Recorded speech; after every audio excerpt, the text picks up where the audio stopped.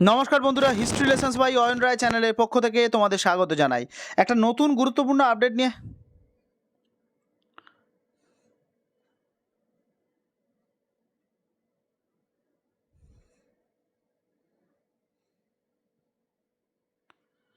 নমস্কার বন্ধুরা, history lessons by Ayan রায় চ্যানেলের পক্ষ থেকে তোমাদের স্বাগত জানাই।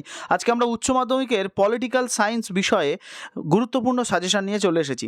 তোমরা আগেই আমরা আগেই আমাদের চ্যানেলে আলোচনা করেছি যে বছরের শুরুতেই কিন্তু আমরা সিলেবাস অনুসারে কিছু গুরুত্বপূর্ণ প্রশ্ন আমাদের বার্ষিক সাজেশন হিসাবে বা প্রাথমিক সাজেশন হিসাবে দিয়ে থাকি, এবং এই প্রশ্নগুলোই কিন্তু পুরো বছর ধরে তোমাদের ভালো করে পড়তে হবে। সেই রকমই কিছু এই প্রশ্নগুলোই তোমাদের পুরো বছর, এবং এই প্রশ্নগুলোই তোমরা সারা বছর ধরে ভালো করে পড়বে। এর পাশাপাশি কিছু ইম্পর্টেন্ট প্রশ্ন থাকে যেগুলো আমরা লাস্ট মিনিট সাজেশন হিসাবে দিয়ে থাকি। তবে আজকে আমরা এই বার্ষিক সাজেশন নিয়ে আলোচনা করব রাষ্ট্রবিজ্ঞান বিষয়ে। 2025 সালে যারা উচ্চ মাধ্যমিক পরীক্ষা দেবে, অর্থাৎ ওল্ড সিলেবাসের লাস্ট ব্যাচ, তাদের জন্য আজকে পলিটিক্যাল সায়েন্স বিষয়ে গুরুত্বপূর্ণ লাস্ট মিনিট কিছু গুরুত্বপূর্ণ প্রশ্ন নিয়ে আলোচনা করব। এই প্রশ্নগুলো ফাইনাল সাজেশন হিসাবে তোমরা দেখবে, কারণ এই প্রশ্নগুলো থেকে বেশ কিছু প্রশ্ন হুবহু কমন আসবে পরীক্ষায়। এছাড়াও আমরা বছরের শেষে এবং মাঝখানে আরও 2-3 বার সাজেশন দিয়ে থাকবো। এই রকমভাবে ক্রমাগত প্রশ্ন ছাঁটাই করতে করতে আমরা লাস্ট মিনিট ফাইনাল সাজেশনের দিকে এগিয়ে যাব। সবার প্রথমে আমরা বলে দিই যে যারা এখনও পর্যন্ত আমাদের চ্যানেলে যুক্ত হওনি, অবশ্যই আমাদের channel history lessons by Ayan রায়কে সাবস্ক্রাইব করতে একদম ভুলবে না। পাশের বেল আইকনটাকে প্রেস করে দেবে যাতে গুরুত্বপূর্ণ এরকম আপডেট সবার প্রথম সবার কাছে পৌঁছে যায়। এর পাশাপাশি আমরা আমাদের চ্যানেলে শুধুমাত্র শুধুমাত্র ইম্পর্টেন্ট নোটস দিই না, এর পাশাপাশি বিভিন্ন বিষয়ে অধ্যায়ভিত্তিক আলোচনা এবং এর পাশাপাশি আমরা আমাদের চ্যানেলে চ্যাপ্টার অ্যানালিসিস এবং বিভিন্ন বিষয়ে মক টেস্টও নিয়ে থাকি। তোমরা দেখতেই পাচ্ছ, এবং আমাদের চ্যানেলে অর্থাৎ টেলিগ্রাম চ্যানেলের সঙ্গে যুক্ত হও এবং ফেসবুক পেজ ও তোমরা লাইক করে দাও। এর পাশাপাশি দশম ও একাদশ শ্রেণীর নতুন সিলেবাসের ব্যাচও কিন্তু শুরু হয়ে গেছে। অনলাইন ক্লাসের জন্য অবশ্যই আমাদের নিচে দেওয়া যে ফোন নাম্বারটা আসছে সেই ফোন নাম্বারে তোমরা হোয়াটসঅ্যাপে হাই পাঠাও এবং তোমাদের সেই ক্লাসের সঙ্গে যুক্ত করে নেওয়া হবে। সবাই ভালো থেকো। দেখো, আজকে আমরা সরাসরি আলোচনা করব পলিটিক্যাল সায়েন্স বিষয়ে কিছু গুরুত্বপূর্ণ সাজেশন নিয়ে। প্রথমেই আলোচনা করব রাষ্ট্রবিজ্ঞানের অর্থাৎ পলিটিক্যাল সায়েন্সের যে প্রথম অধ্যায় থেকে কিছু বড় প্রশ্ন। আমরা আগেও বলেছি এবং থাম্বনেলেও তোমরা দেখতে পাবে যে আমরা আমাদের চ্যানেলে কিন্তু এই প্রশ্নগুলো শুধুমাত্র, তোমরা থাম্বনেল দেখেই আশা করি বুঝতে পেরে যাবে যে কেবলমাত্র 2-3টি প্রশ্ন পড়েই তোমরা এই প্রত্যেকটা চ্যাপ্টার থেকে গুরুত্বপূর্ণ প্রশ্ন কমন পেতে পারো। এবং তোমরা থাম্বনেল দেখেই বুঝতে পারবে কেবলমাত্র 2-3টি প্রশ্ন পড়েই কিন্তু তোমরা তোমরা থাম্বনেল দেখেই বুঝতে পারবে যে কেবলমাত্র 2-3টে প্রশ্ন পড়েই তোমরা গুরুত্বপূর্ণ তোমরা থাম্বনেল দেখেই আশা করি বুঝতে পারবে তোমরা থাম্বনেল দেখেই আশা করি বুঝতে পেরেছো, 2-3টি প্রশ্ন পড়ে, মাত্র 2-3টি প্রশ্ন পড়েই তোমরা কিন্তু পরীক্ষার সময় হুবহু কমন পেতে পারো। এই সাজেশনটা আমরা বছরের শুরুতেই দিয়ে দিই যাতে সারা বছর ধরে ছাত্রছাত্রীরা ভালো করে পড়তে থাকে এবং সাজেস্টিভ ওয়েতেই প্রথম থেকে পড়তে থাকে। কারণ তোমরা অনেকে কারণ এবং সাজেস্টিভ ওয়েতেই যাতে প্রথম থেকে পড়তে পারো। সারা বছর ধরেই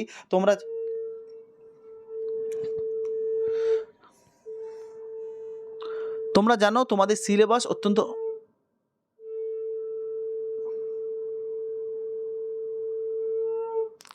তোমরা জানো একটা বড় সিলেবাস তোমাদের পড়তে হয়, তাই তোমরা জানো যে তোমাদের সিলেবাস অত্যন্ত বড়। এই পুরো সিলেবাসটা কভার করা খুব কম সময়ের মধ্যে। তোমরা জানো তোমাদের সিলেবাস কিন্তু অনেক বড়, এবং তোমরা পুজোর পরেই কিন্তু তোমাদের টেস্ট পরীক্ষা দিতে হবে। তাই যাতে তোমরা কম সময়ের মধ্যে নিজেদের প্রস্তুতিটাকে আরও উন্নত মানের করে নিতে পারো, এই জন্যই কিন্তু আমরা আমাদের এই বার্ষিক সাজেশন দিয়ে থাকি বা প্রাথমিক সাজেশনটি দিয়ে থাকি। প্রথমেই আমরা আলোচনা করব প্রথম অধ্যায় থেকে মাত্র 3টি প্রশ্ন রেখেছি। 3টে প্রশ্নই খুব ইম্পর্টেন্ট, অবশ্যই তোমরা দেখবে। ক্ষমতা কাকে বলে, ক্ষমতার মূল উপাদানগুলি আলোচনা করো। পরের প্রশ্ন জাতীয় স্বার্থে সংজ্ঞা দাও, এবং তারপরে প্রশ্ন বিশ্বায়ন বলতে কী বোঝো।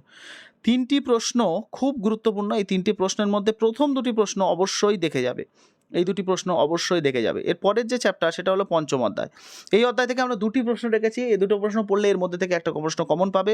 তোমাদের আগেও বলেছি যে তোমাদের নাম্বার ডিভিশন কিন্তু 11-এর মতোই, অর্থাৎ 5টা বড় প্রশ্ন লিখতে হয় 8 নাম্বারের, এবং এই 5টা বড় কোয়েশ্চেনের জন্য কোনো প্রশ্নে অর থাকবে, কোনো প্রশ্নে অর থাকবে না।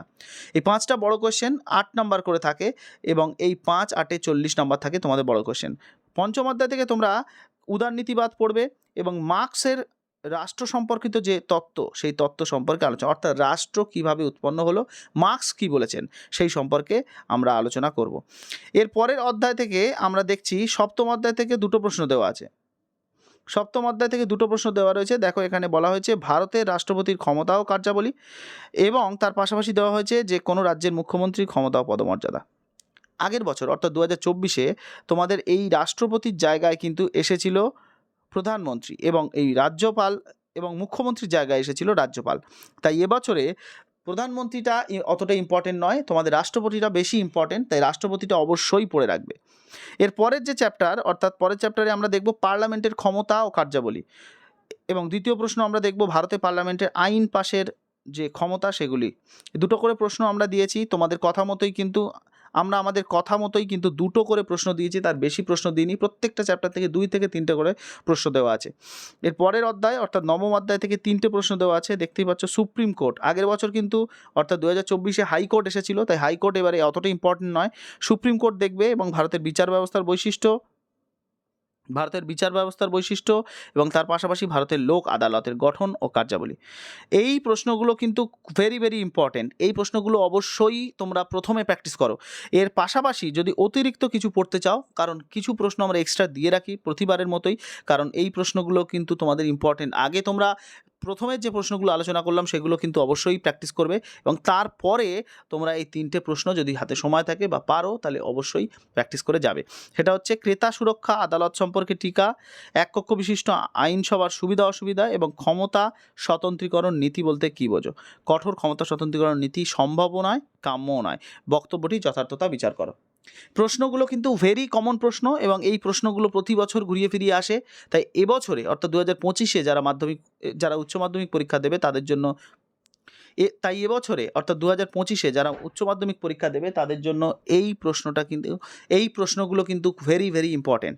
আশা করি আজকের ভিডিও খুব ইনফরমেটিভ হয়েছে। এরকম আরও ভিডিও পাওয়ার জন্য অবশ্যই আমাদের channel history lessons by Ayan রায়কে সাবস্ক্রাইব করতে একদম ভুলবে না, আর পাশের বেল আইকনটাকে অবশ্যই প্রেস করে দাও এরকম গুরুত্বপূর্ণ আপডেট সবার প্রথম পাওয়ার জন্য।